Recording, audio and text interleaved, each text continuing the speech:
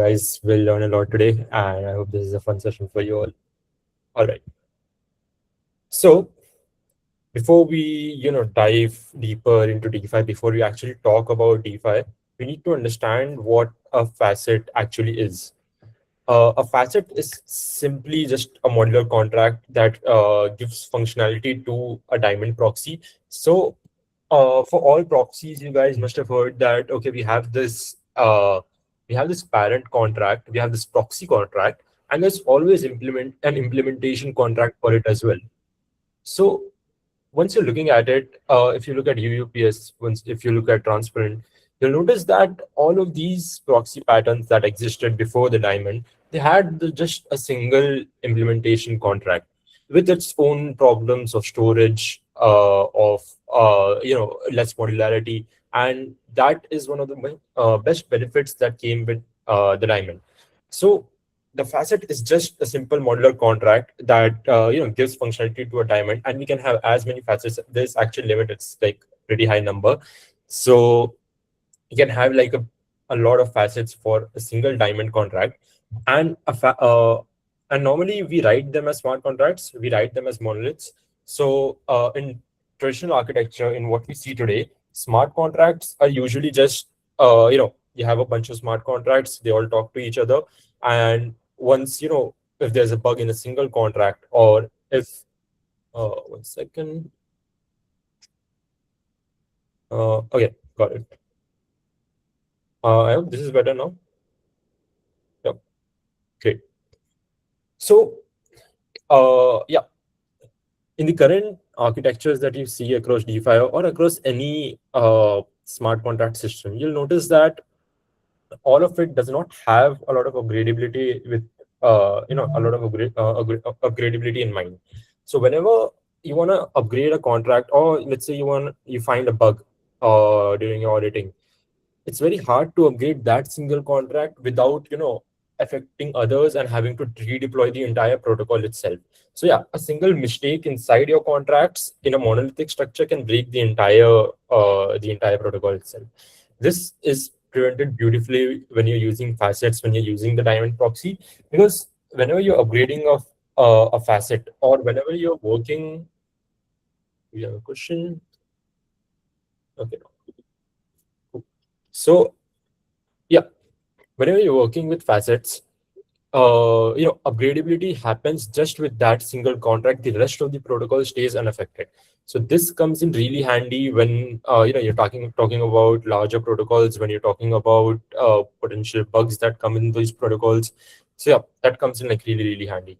And yeah, so when you're talking about facets, one contract can contain swap logic, one contract can contain lending logic. All of these facets are just contracts, right? They're just providing functionality to a diamond proxy. So you can have so many facets, and each facet can have multiple functionalities within them. So you can have a swap facet, you can have a lending facet.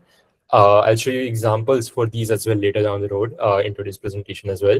You can have a vault facet, you can have governance, you can have accounting.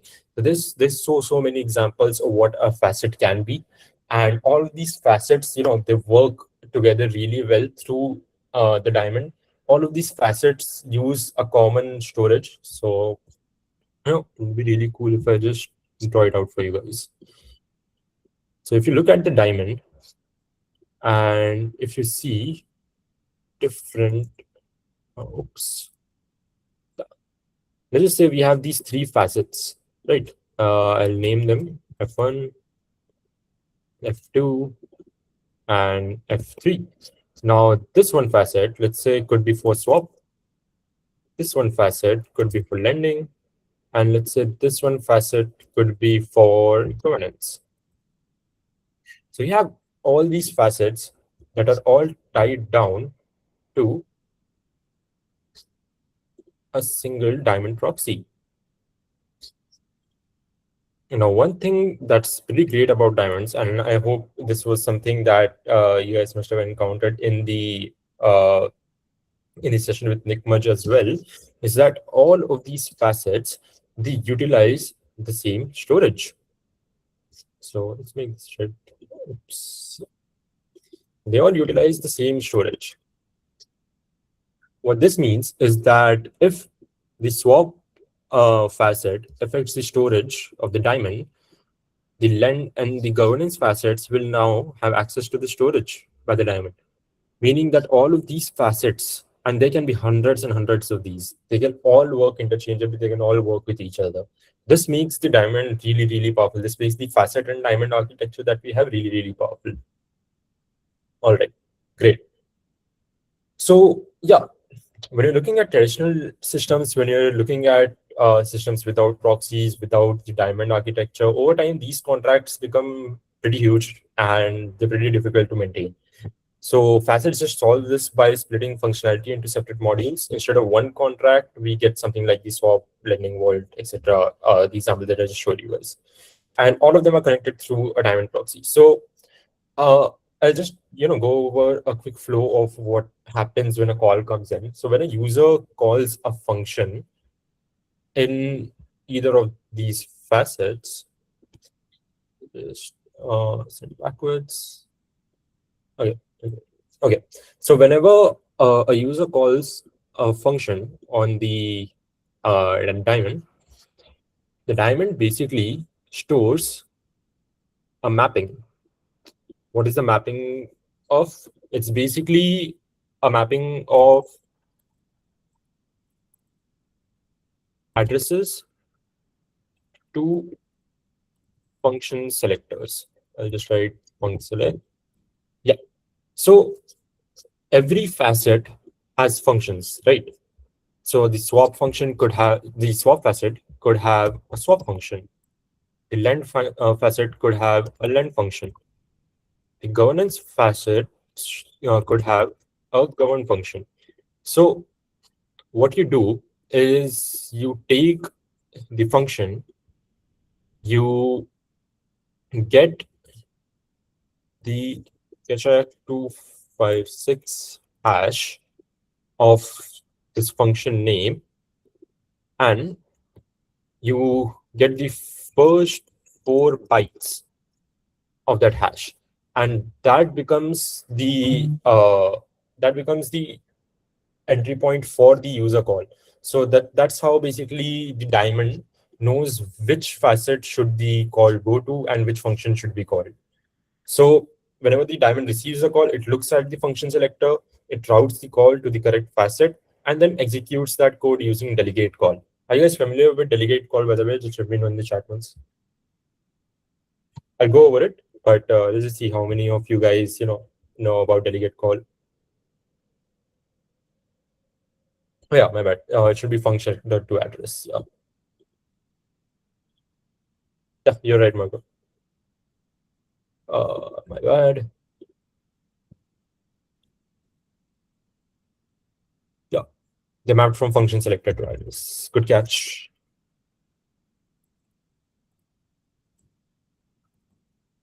Great. So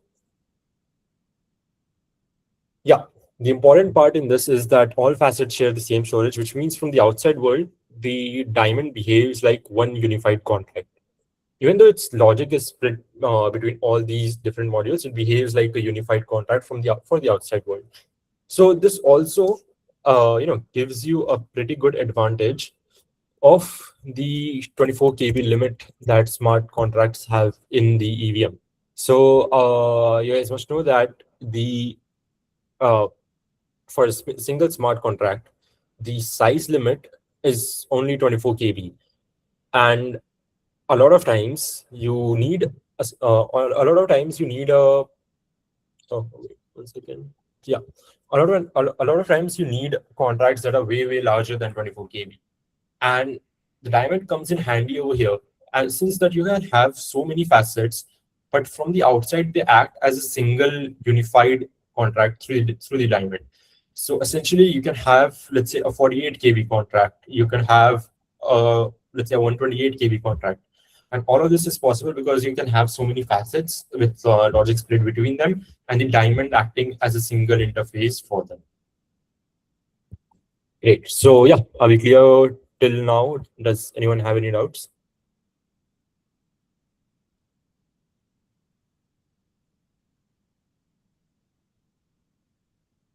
Good. Great. So, although we'll be talking about DeFi today, yeah, although we'll be talking about DeFi today, facets are actually much more in general. So, a diamond is essentially a programmable kernel. You can think of it as a programmable kernel. You can attach many types of capabilities to it. For example, you could have identity facets. They could handle, let's say, decentralized identity, KYC verification.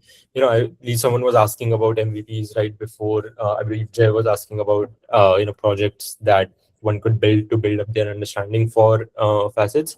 So yeah, maybe an identity facet could be a good example. A governance facet, like I said, automations could be pretty good when it comes to facets as well. You could even manage compliance through facets in regulated environments. So you could have like transaction limits, whitelist requirements. So the facets are like go much beyond DeFi, by the way. The diamond is not just a DeFi contract. It is closer. It is more closer to like an entire modular protocol. So if you guys think about it, you can have any facet when it comes to a diamond. And a really powerful feature is that a diamond can expose multiple standards at once.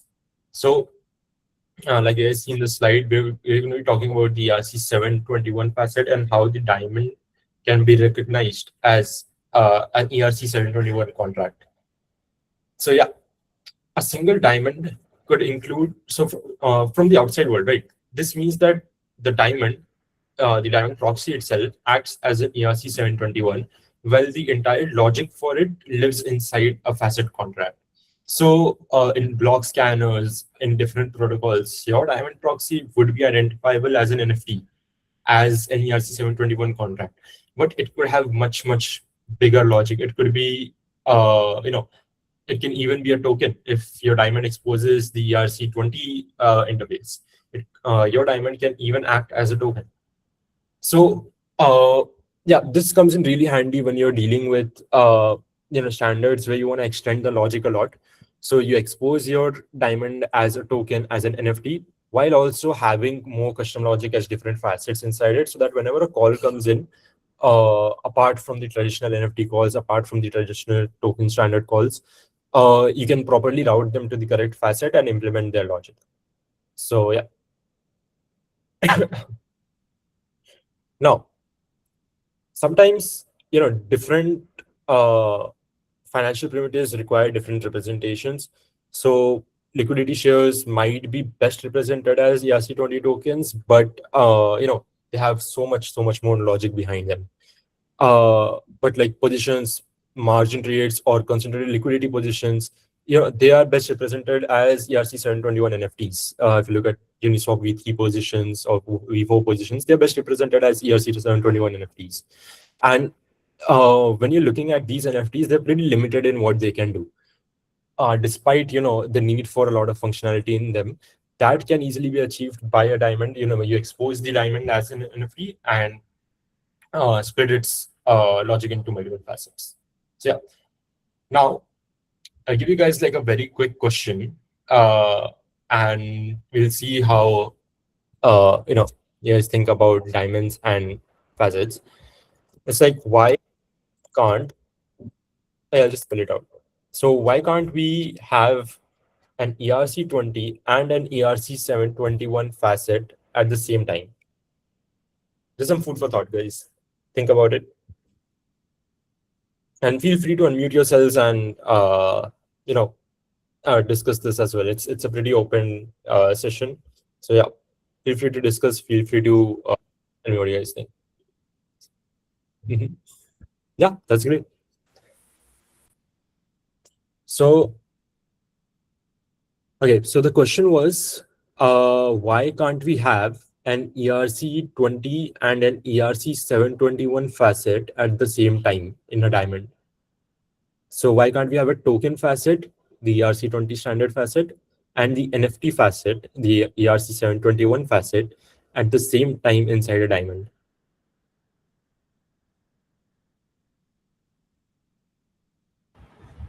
Maybe the same selector. Yeah, true. Great. So awesome. I was Yeah, that's pretty good that you guys know that. So yeah, if you try to combine ERC-20 and ERC-721 logic inside a normal upgradable contract, you run into collisions. Now, since we're talking about collisions, yeah, since we're talking about collisions, there are two main types of collisions that we worry about. The first type is the function selector collision that is happening over here. So function selectors are the first four bytes, like I just told you guys before, the check hash of a function signature. So if two functions accidentally produce the same selector, the contract may call the wrong logic, right? So normally it doesn't give you an error. It just routes to the either the ERC-20 or the ERC-721. It just chooses one and routes to it. But again, it's unreliable and the collision itself, it should not happen. So it's always important to create different namespaces for your facets. And I'll show you guys how to do that in code just in a few slides. Yeah, but there's another dangerous collision that happens. Oh yeah, I listed out in the functions, by the way. So yeah, nice, David, for opening that out. Again, so the transfer, approve, and balance of functions. These are like the common functions between them, and these are the ones that cause the collisions with the function selectors.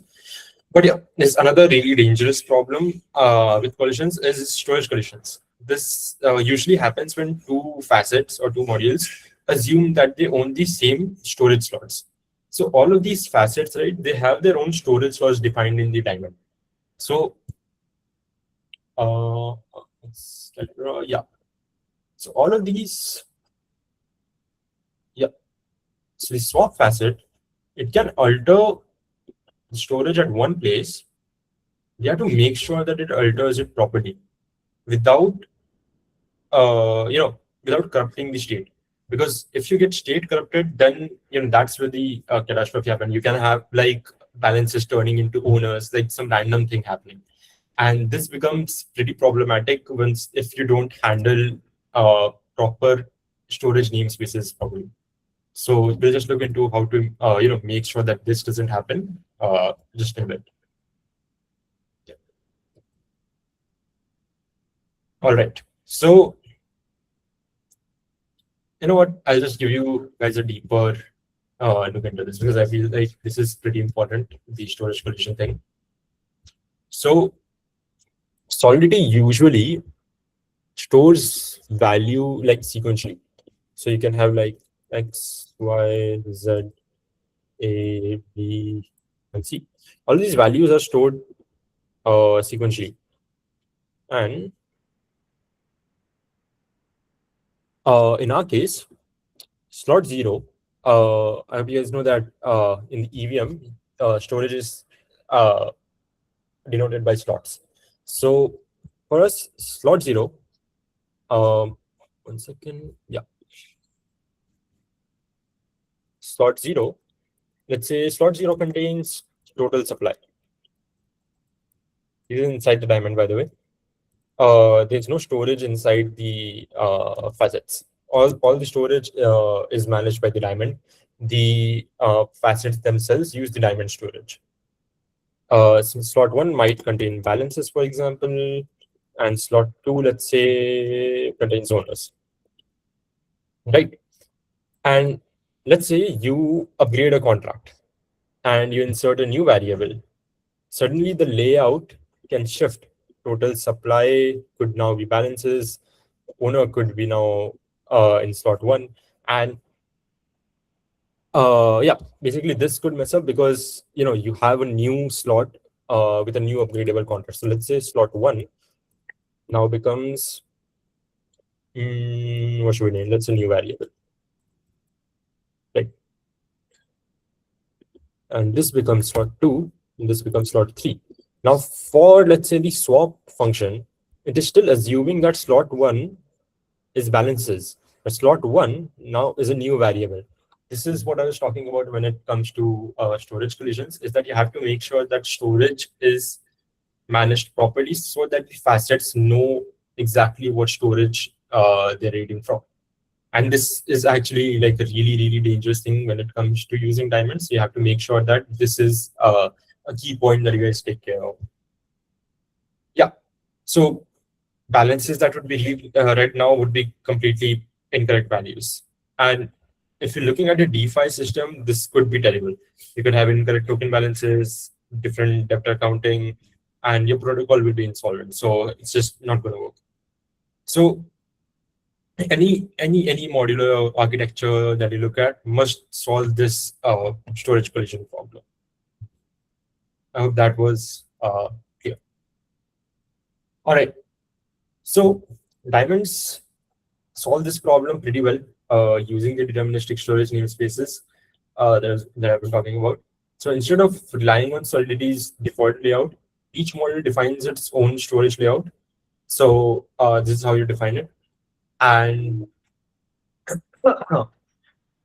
yeah, like each model defines its own storage slot by hashing a unique string for each of these facets. So you just you decide on a convention yourself. You just have to make sure that none of the facets have the same storage slots, right? So let's say you have a facet for swapping. So you just give it a proper convention of like, okay, DeFi or facets or swap storage, so that no other facet in the future that will be added to the diamond will have this storage. So if you create a lend a facet, if you create a lend facet further down the road, you can just replace the swap with lend, and it will create an entirely new storage slot for it. And this ensures that each module loads its own storage struct directly from that slot, and it guarantees that modules never overlap or that upgrades always remain safe. And the storage layout itself, it remains predictable for everyone. So this is what we mean when we talk about the diamond storage that I was talking about over here. Okay. So when we look at the global kernel storage, aka the diamond storage, we can finally talk about the architecture itself. At the center of the system is what I would call the financial kernel or the financial diamond. This kernel or this diamond maintains the global state. Basically, it includes the asset registries, user balances, let's say collateral positions, risk parameters, or any DeFi, any DeFi common state that you want accessible throughout all these facets. So maybe Oracle addresses as well. And all facets that are part of this diamond operate on the shared state. So just to give you guys like a quick example, let's say the swap facet handles swaps.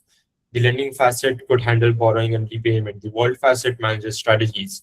The liquidation facet could resolve unhealthy positions, but they all interact with the same ledger, the same diamond.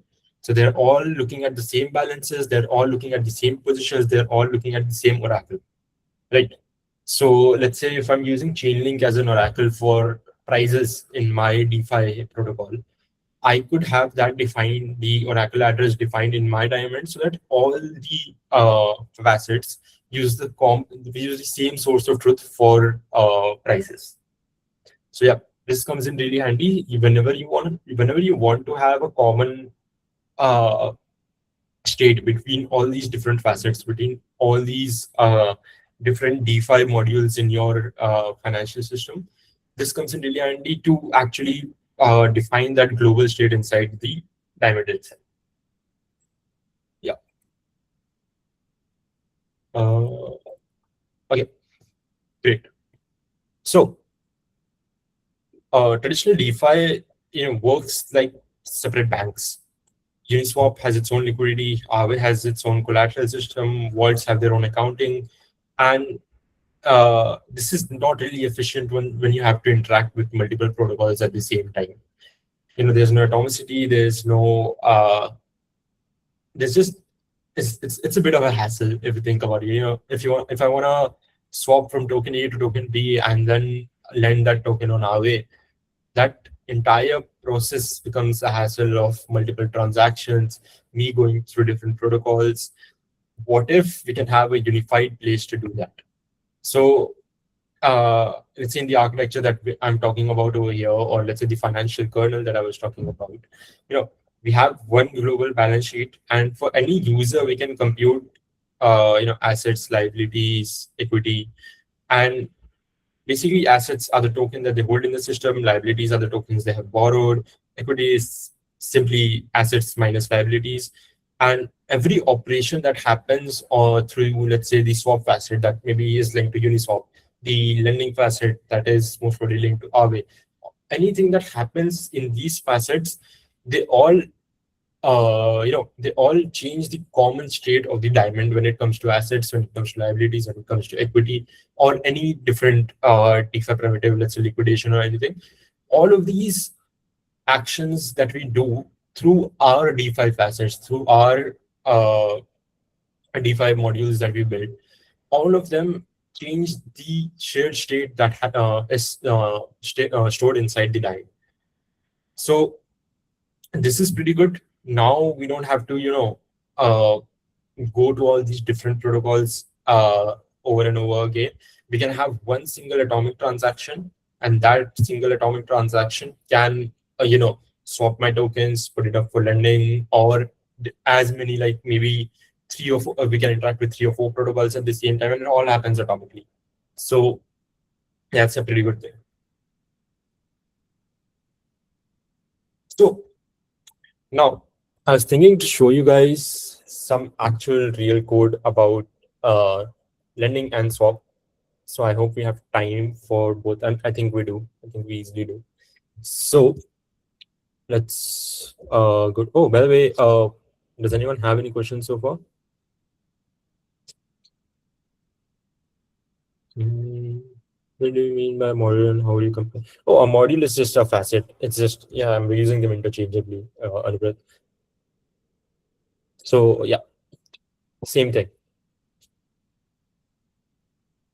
Yeah, we need to have different structure storage for different facets. We don't want the storage. So think of it this way. Again, think of it this way.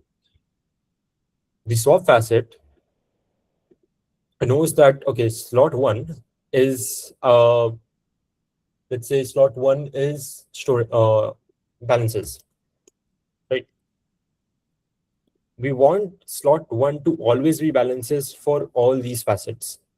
We want, let's say, some slot X to be something for all facets. And if we have, let's say, a slot that is exclusive to a facet, then what you're talking about comes in is that, yeah, then what you're talking about comes in is that, yeah, you need a different structure storage for that facet.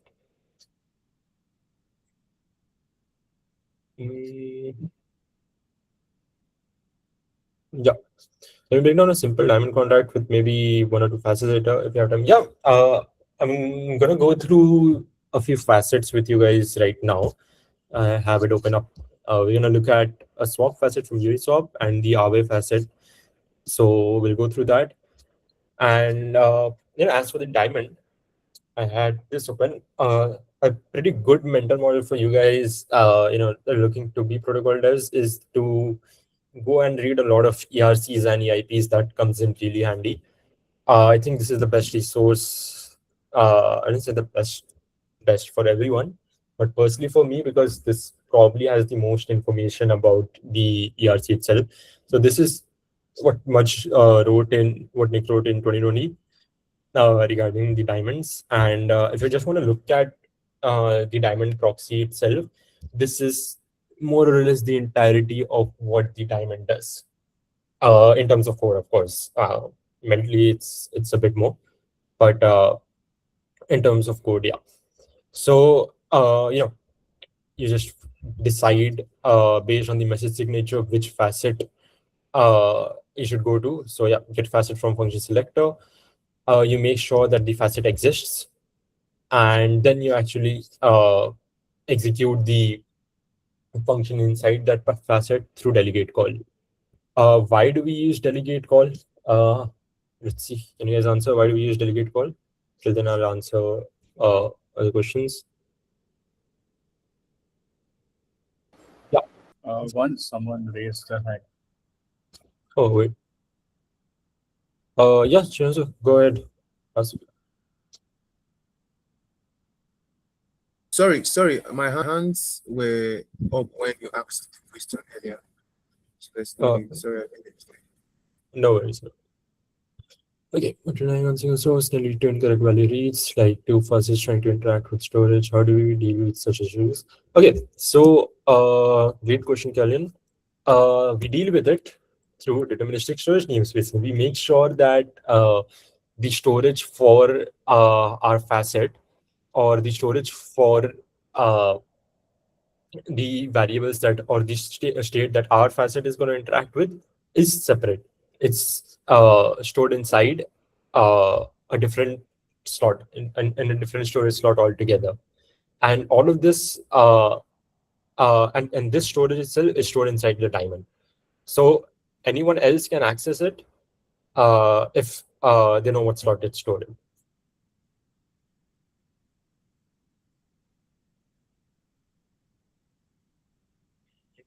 If you have one struct for each facet, then if you want to upgrade one of the facets, you have to create different. You don't have to manually do that. Yeah, you don't have to manually create a different struct for it. You just you write your facet, you call diamond upgrade, and yeah, you're good. Use delegate call. Oh shoot, I asked a question, didn't I? Yeah, I asked what. Why do you use the logic contract with context from diamond? Show you that to execute the logic inside. Well, yeah, there's a partly right. I think Vijay got the closest answer is to use the context from the diamond. Yeah, great. So it's about using acting as if the caller or the uh, contract that we are calling the diamond contract is the one that we're interacting with, and delegate call just gives the context of the diamond, the storage, and let's say if you look at yeah, so if you look at the storage, it uses the context and the storage of the diamond itself. It just calls the implementation or the function from the facet, but throughout that entire call, the storage that's being used is for the diamond itself. So that's why we use negative. Yeah, which is I think it is more of this thing, right? Ki, when you normally use a function call, what happens usually is the context changes. The message.sender is now the contract, the caller contract. yep. But with delegate call, it's mostly just the both the transaction origin as well as the message sender is the user who called the contract. Yeah, message sender doesn't change in delegate call. Right. Yep. Yep. Yep. Great. Awesome. All right. Great. I'm so happy that you guys understand this, and that also helps us into jumping into some code. So I'm gonna show you guys about two facets mainly. Maybe I mean so V2 and V3 are pretty similar. If you guys understand, one a facet is pretty easy to write. It's no different than a traditional contract. So yeah, I'll start with the Aave facet. All you guys must have heard about Aave. Aave is a protocol that allows you to lend or borrow assets. If I'm talking about, let's say, the simplest terms. So we have an Aave facet. What this facet does is that it allows you to lend or withdraw tokens from an Aave pool. It also has a view function to get reserve data from Aave V3. Now, how do we actually implement, like, where is the logic for this? Of course, we could have like a single contract. Just for the sake of modularity, we have split it between a few files. Yeah. So you guys must have noticed in the lend Aave V3, we call an internal function, and the internal function just simply goes to the Aave V3 pool. It takes the token, it approves the token, and it supplies the pool with the token and the amount that we want to lend. It's as simple as calling a traditional smart contract. So if I was completely away from diamonds, if I was completely away from you know if I was completely away from the concept of diamonds and facets, this is how I would call a diamond, how I would call an RWA pool from my smart contract. And this is how you would in a facet as well. So it's pretty easy to write facets. It's just traditional, it's just traditional calls that you would do in any other contract. So yeah, this lending facet implements lending. And if, let's say, we talk about this system, we could probably have, let's say, the system seeing where interest comes in. It could update the user's debt balance. It could check the health factor. If the position remains safe, the borrower could succeed, and if not, the transaction reverts. Because swaps and vault operations also modify balances, the lending system always operates with complete information. So in our case as well, the lending facet is, it always operates with complete information in case, let's say, a swap has happened or any of these facets have performed a function on the user's funds.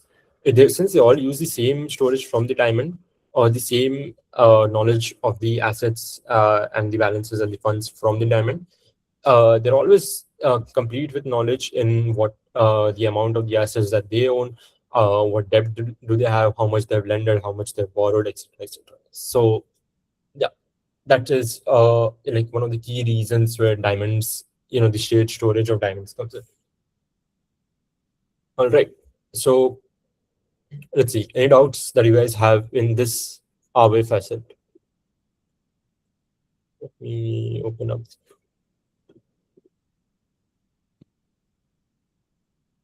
Yep. Diamond cut is basically, does this RF asset change the storage of your diamond? No, it does not. I mean, it would. Yeah, it would, of course. So, whenever, let's say, I'm supplying tokens to a pool, in this case, it depends actually. If I have kept the knowledge of the assets inside if the storage has knowledge of the assets, yes. If it doesn't, no.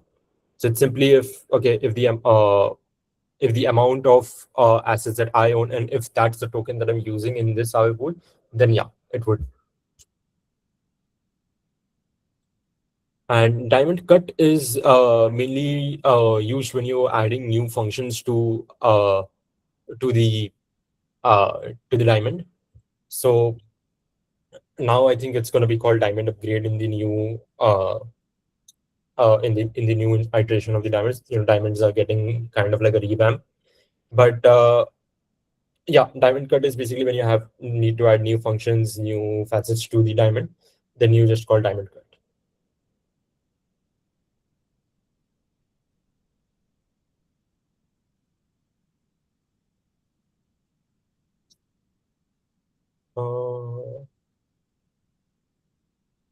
Great. Yeah.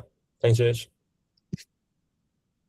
All right. So, yeah. Any questions regarding the RWA facet? Or is it clear?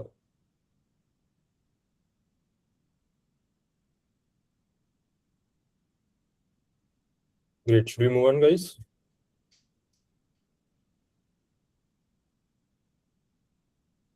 Once again. So, again, just a simple mental model. Forget about diamonds. Forget about facets. If you had a smart contract, how would you, how would you lend tokens to an RWA pool? You would create the references for the pool and the token. You would approve that token, and you would simply call the required function in the RWA v3 pool. In this case, it's supply for lending tokens, and you're done. This is how you would do it in any other contract. You just forget about diamonds and facets, and you do that in facets. You just do the same thing inside facets. So in our facet, all of our facets, by the way, inherit a facet contract, and this has some important checks inside it. So these checks are not important for traditional diamonds. It is for the block capital architecture. But yeah, that's something that you guys will get to know more about in the Right Honorable Builders track, the block capital architecture itself. But yeah, in our case, for any facet, you just define it simply as you would in you define the function simply as you would in any other contract, regardless of whether it is a part of the diamond architecture or not.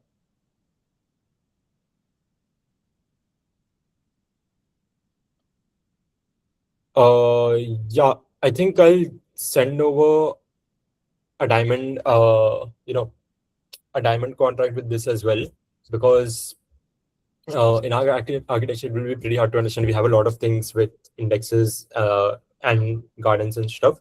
So it will be a little harder to understand. I think I'll make a simple diamond contract for you guys to understand the storage layout for it. Does that work for you guys? Great. Awesome. Yeah, I just don't want to confuse you guys with this architecture, because yeah, if we get into gardens now, if we get into indexes now, we have so much stuff inside our diamond, so much custom stuff that Jayesh has built, that he's extended a lot of the diamond functions by himself. So yeah, I don't want to confuse you guys with our custom implementation. I think I'll just make a traditional implementation of the diamond and put that over to you guys on the Discord. Okay. All right, awesome guys. Now let's quickly look at what a swap facet would look like. Yeah, inside a diamond system. So let's check out Uniswap v2. So the Uniswap v2 facet, it has a lot of functions. So it is just a little bigger than the ROA facet, just exposes a lot more functions. But the mental model for it is pretty much the same. Is that you have a function that you want to call in the Uniswap v2 pool. You simply, let's say, I'll show you guys the swap function, right? You have v2 swap token, so exactly. Okay. Yeah, let's say you want 0.2 ETH from a swap, and you have some X amount of tokens. So you want to supply some tokens so that you get 0.2 ETH from the swap. And how would I call it from a normal contract? I just check this code. Now I'll check for the parameters, so some basic traditional checks for the pool. I'll reference the router, the Uniswap v2 router. I'll validate that if it's a multi-hop swap, if the path is correct or not. I'll create a reference to the token. I'll approve the token, and then I'll simply call the router for the function for swap tokens for exact. It's as simple as you would do it with any other contract.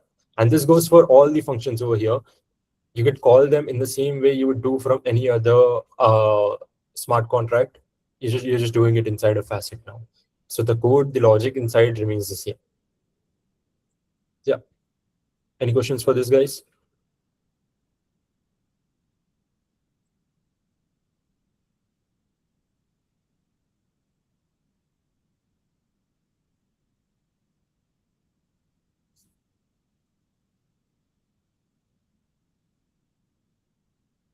Any questions? Not, we can move forward. But the good mental model to have here is that every function is the same as you would write, like every function that you write inside a facet is the same as you would write in any other smart contract. So building facets is pretty much just writing a wrapper contract for these different protocols, so that your diamond can properly route route to the appropriate protocol. You can on this, we can collectively trade on any of the listed events. Yeah, you can. We'll see that we have a list of facets on our end. We have RA, Camino V3, Camino V4, V2, V3, CCTP, GMX, Spendle, Uniswap V2, Uniswap V3, and effectively our protocol can use any of these DeFi protocols throughout its execution when it comes to wealth management. There's so many more facets that you can build and that you guys will be able to build as contributors to the protocol further down the road. But yeah, it's as simple as just uh, like writing a simple contract call to that protocol.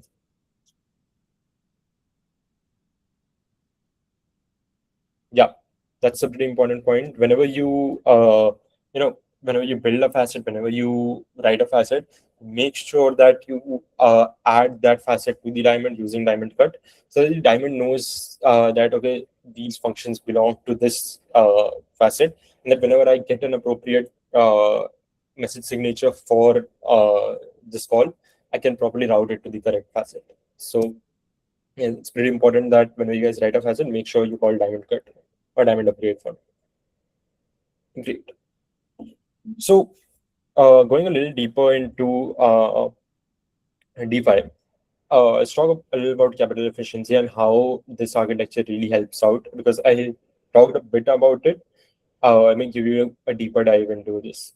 So, yeah, traditional DeFi protocols, they require you moving assets between different protocols. So I gave you guys the example of, let's say, swapping from Uniswap and then depositing that XY token on Aave.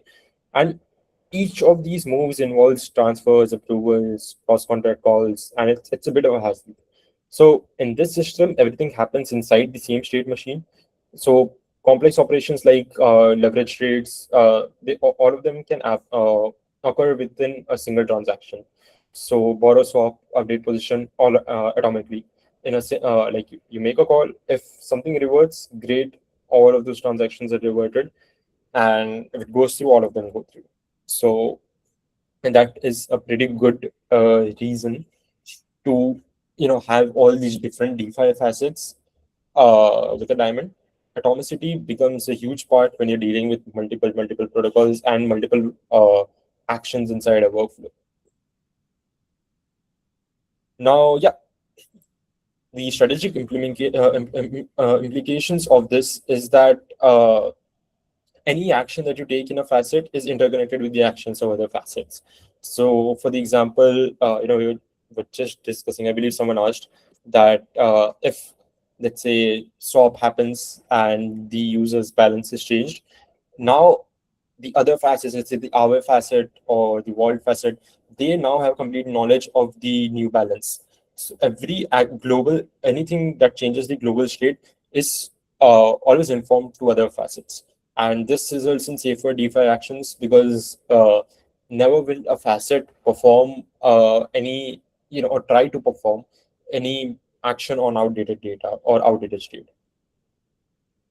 So yeah, now you know what facets are and their benefits. One thing that you guys must, be thinking about is that who upgrades these facets, and how do you safely upgrade a facet? Because a facet could also have malicious code inside it. I could write a facet that maybe drains the diamond, that maybe executes some malicious code inside it to harm the user. How do you decide which facet gets added to the diamond and if that facet is not malicious? So uh, yeah, issue facet systems require like really strong upgrade controls, and that's something that Sheetal sir, our founder at BLOK, will be talking about later in upcoming sessions. But just to give you guys a short overview, facet upgrades themselves are performed through the diamond upgrades that like Jayesh was talking, but these upgrades should always be protected by DAO voting. So based on a vote, based on everyone's vote of that, oh, this facet is safe, it's not malicious, it ensures that the protocol remains safe and transparent throughout its lifetime. Yeah. So yeah, diamonds are like, they're often described as an upgradability pattern, but their real power is like much bigger. They allow us to design like really modular systems, either the NFT or token pattern I showed today, or whether liquidity, credit, swaps, and vault operate on like a single shared ledger. It isn't just like a cleaner architecture. It most probably will be the foundation of the next generation of protocols that come up. So yeah, that's all, guys. Thank you. Any questions?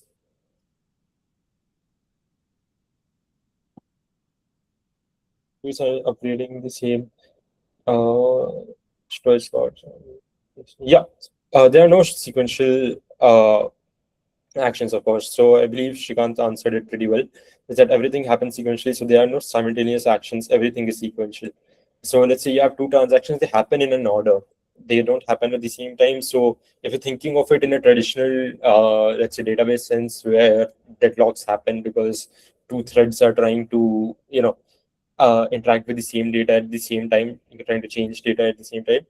That doesn't happen in Ethereum because everything is sequentially. Well, further down the road, we have plans for parallel execution on Ethereum. So, yeah. Hmm. What do you mean by gas, Nishan? Like, what aspect do you think that gas comes into play?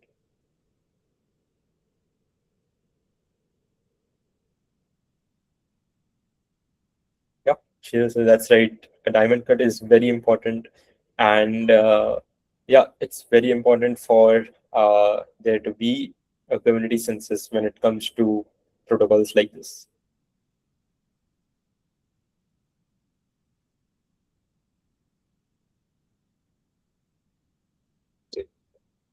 Any questions, guys?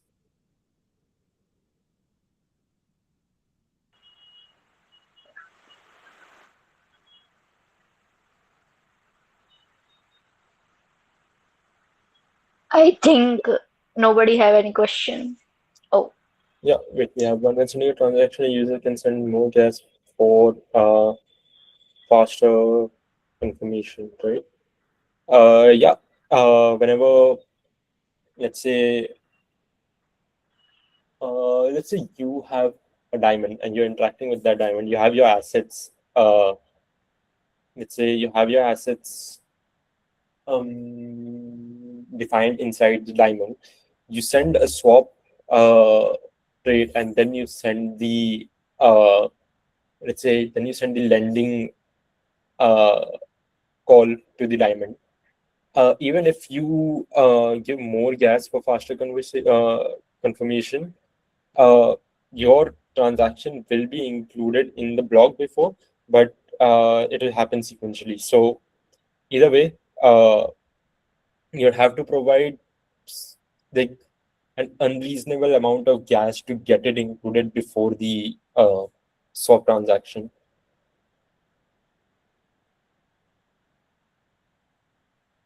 Hmm. I think Diamond in itself is a pretty good standard. It solves so many problems that UUPS or Transparent had. I definitely don't think that we have hit a scale because I think Nick Mudge just released a new ERC with a lot of upgrades to the Diamond. I've yet to go over some stuff regarding that as well. But yeah, I think proxies are always going to be an ever evolving part of Ethereum because it's like user UX as a whole is improved by proxies so much, and I think it's only going to get better further down the road. Do you think standards like Diamond are still, vulnerable to attacks that happen in the mempool? Like I'm talking about front running and sandwich attacks. Do you think diamonds are still vulnerable to these kind of attacks? Yeah, definitely. Because so let me just stop presenting. Yeah. So yeah, they're definitely vulnerable to these because in the end, it's still a transaction, and that transaction ends up in the mempool. Whether it happens through a diamond, whether it happens through any proxy contract or a traditional contract, a transaction always ends up in a public mempool. Once a transaction ends up in a public mempool, it's it's open for MEV bots to exploit. The good thing here, or I think the safer side for DeFi is that many protocols are coming up with MEV protected tools now. Also, the Ethereum roadmap as well now has the encrypted mempool brand. So I think MEV as a whole will stay, but there's two sides to MEV. There's good MEV, there's bad MEV. MEV is important for Ethereum as a whole, as long as it doesn't exploit users, like the traditional front running or sandwich attacks that you guys see. That's bad MEV. Good MEV comes in the category of you know uh, getting liquidity, getting block builders to or validators to actually prioritize certain transactions, and that's basically good enough. So that should stay. And with encrypted mempools, I think the problem of sandwiching front running should be pretty much solved. But diamonds are not the the standard that solves it. Yeah, true, Nisha. They basically solve the scalability and upgradability problem, and they do it very well. Like the 24 KB limit problem that I showed you guys is that you can have so many facets while exposing them through a single contract, the diamond, and all of them acting as a single contract, resulting in the mental model of a contract being larger than 24 KB.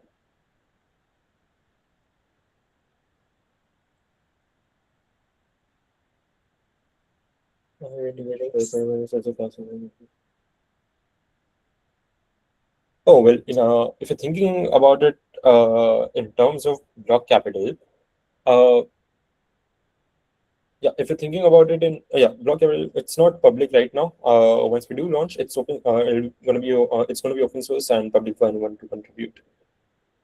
Yeah. So basically, why we're integrating other protocols is that block capital has this mode of we have the thing where we focus a lot on wealth management. And for wealth management, you need to interact with multiple DeFi protocols. If you want to swap, if you want to lend, to ensure that the user's portfolio stays consistent and grows. So, if you're implementing different strategies, if you're implementing different wealth management tools, you need all these different DeFi protocols to interact with that are also approved by the DAO, that are approved by the members of the DAO, to ensure that, okay, these are the safe protocols that we are going to interact with to ensure that the user's portfolio keeps growing or is at least at a safe pace.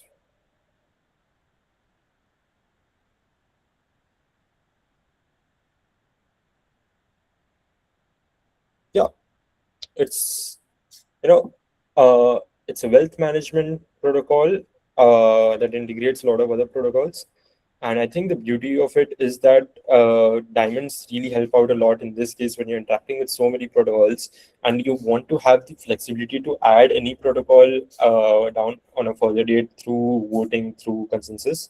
I think diamonds really shine in an architecture and a protocol like this. Great. Any more question, guys?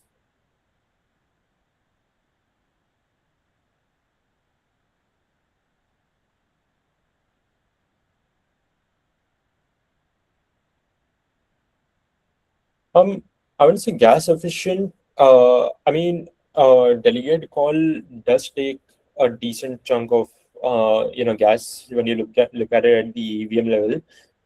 But it's the upgradability and the scalability that matters. So it's I wouldn't even call it a trade-off because the benefits that you get from the upgradability and scalability really help out. As for simple projects anywhere where you need upgradability, I think diamonds are like the premier choice. I think Jayesh articulated it really well in a few messages earlier, is that it's one of the most advanced proxies that's out there. So it's probably like the one that you would go for anywhere that you want upgradability and scalability at this point. So even if it's like a simple protocol, you would still go for it. I don't think delegate call is too big of a gas barrier that people won't use it. It's pretty small actually.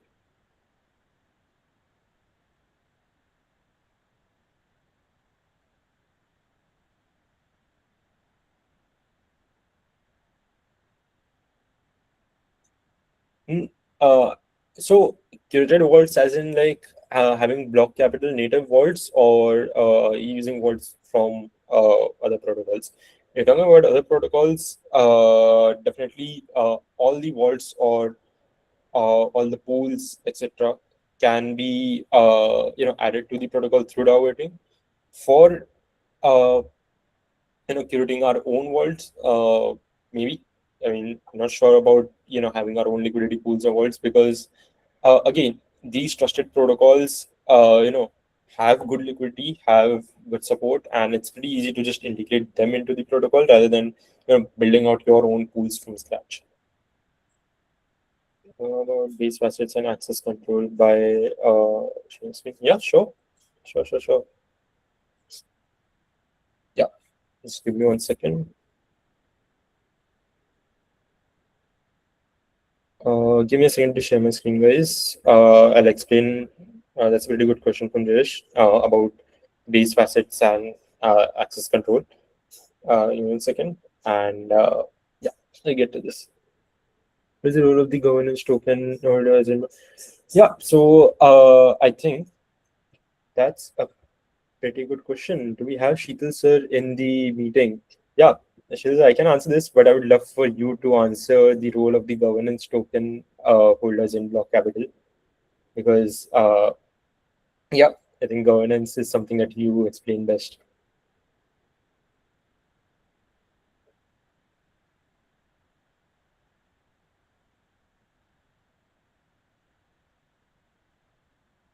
Okay, great. Okay, do we have any more questions before I start streaming?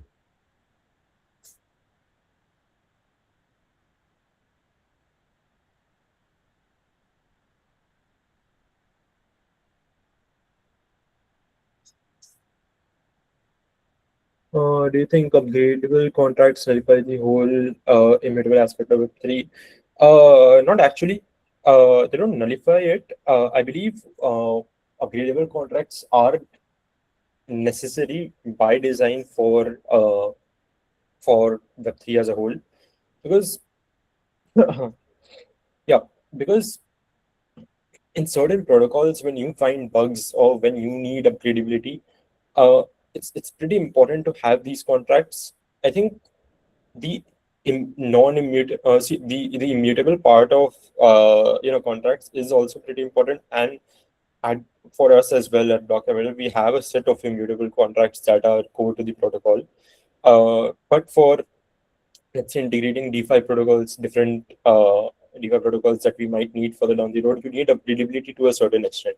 I think a mixture of both, immutable and mutable contracts, like immutable and upgradable contracts, is a pretty good thing for it's a pretty good thing for any protocol, because just give me a second. Yeah, I'm trying to figure out how to share my screen because this feels. Just give me a second.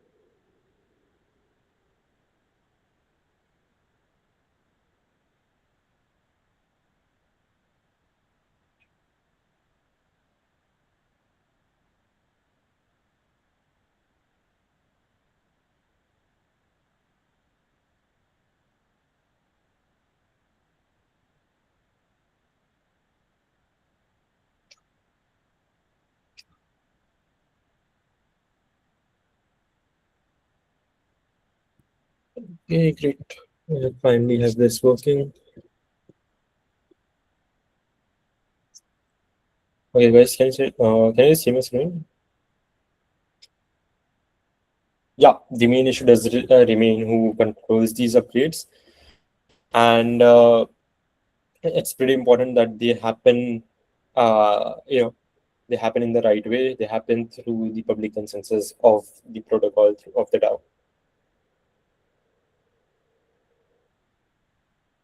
Yeah, but traditionally you don't want to do that. You don't want to make an upgradable contract immutable. When you made it upgradable for a reason, I think it is very important to have the right, the right authority to upgrade these contracts. And yeah, I think Sheila sir is gonna be a great explanation for it. Great. All right. So that was Sujesh asked a pretty good question on explaining about what these facets are and how access control works in a diamond and facet architecture. So let me explain that a bit more clearly. When we're building a diamond-based system, we usually separate facets into two categories, I will say. So you have the base facets and you have these application or capability facets. So base facets are like the core operational facets that every diamond needs to function. They aren't specific to DeFi or NFTs or anything. They're a part of the diamond infrastructure itself. So you can say some common base facets is, let's say, the diamond cut facet.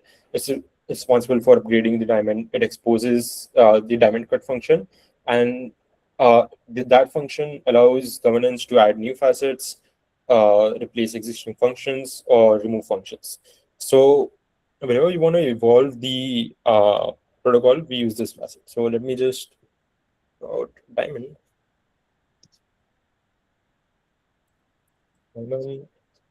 And let's say, yeah, we have the first base facet called diamond cut facet. Then we have another called the diamond loop. Few of these names are going to be changed in the new standard for diamonds, but this is the conventional one that we use, at least for now. Diamond loop facet. Okay, so what diamond loop facet does is it's mainly for introspection. It lets tools and developers inspect diamond and ask questions like which facets are installed, which functions belong to which facets, or like what selectors exist. And it's particularly helpful for dev tools or audits. You can also have ownership or access control facets, and this one is particularly exciting. Yeah, and basically in this facet you can have all the logic for access control. So you might have functions like owner or transfer ownership, or maybe your diamond could have a role-based system. So like, let's say, risk manager, etc., etc. So you can define roles for your diamond as well. And basically these functions determine who is allowed to modify the protocol. Why this is important is that in diamond systems, upgrades happen through diamond cut, but we must ensure that not everyone can call this function. If someone malicious could call diamond cut, they could, let's say, replace the lending logic, replace swap logic, potentially steal funds. So we normally protect this with something like DAO governance or like multisig. And this always ensures that upgrades are transparent and controlled for our diamond. So once all our base facets are in place, we add the capability facets or the implementation facets, like the swap lender governance ones that talked about earlier. And all these facets like end up implementing the business logic of our protocol. Yeah. So I think the key idea that you guys can think of is the base facets manage how the protocol evolves and who controls the protocol.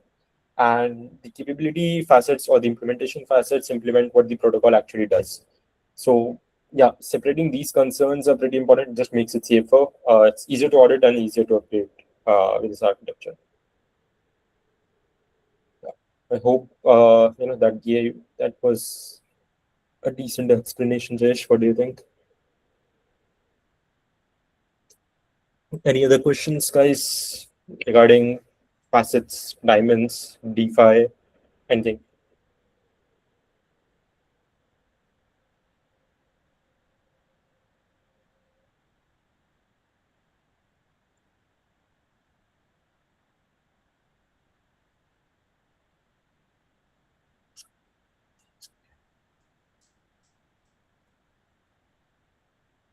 All right, great.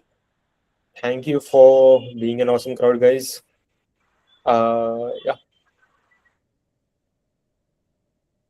Hope you guys had a great session. Yeah, and I think that like today's was a great session, and that's a wrap, I guess. And honestly, guys, if you've been with us through this, like you already know how special this was. Like DeFi is a very complex, it's layered, and but the way Vansh broke it down today, that's the kind of clarity that only comes from someone who truly lived it. So huge thank you to Vansh for showing up and giving this community his best.